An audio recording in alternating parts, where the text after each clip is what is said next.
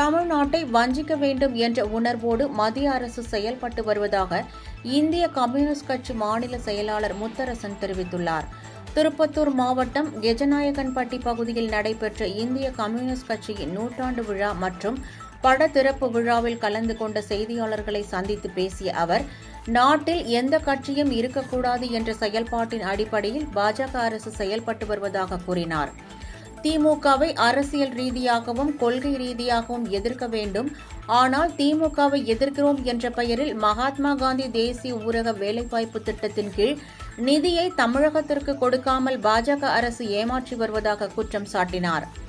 தமிழ்நாட்டை வஞ்சிக்க வேண்டும் என்ற உணர்வோடு மத்திய அரசு செயல்பட்டு வருவதாகவும், மக்களின் வரிப்பணத்தை தனியாரிடம் அளித்துவிட்டு மக்களுக்கு எதிராக செயல்படுவது ஏன் எனவும் அவர் கேள்வி எழுப்பியுள்ளார்.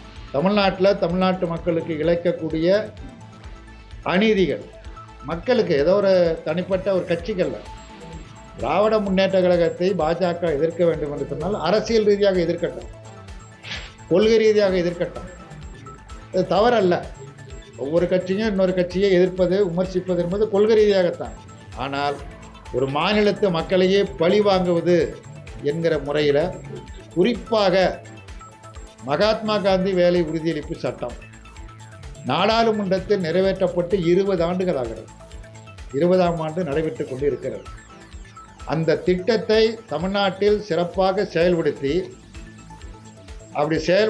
அதில் பணி செய்த பணியாளர்கள் புதுசாக நிதி கேட்கல, ஏற்கனவே வேலை செய்ததுக்குரிய கூலி 4034 கோடி ஒன்றிய அரசாங்கம் கொடுக்க வேண்டும். செய்த வேலைக்கு உரிய தொகை அது இதுவரையில் கொடுக்கல.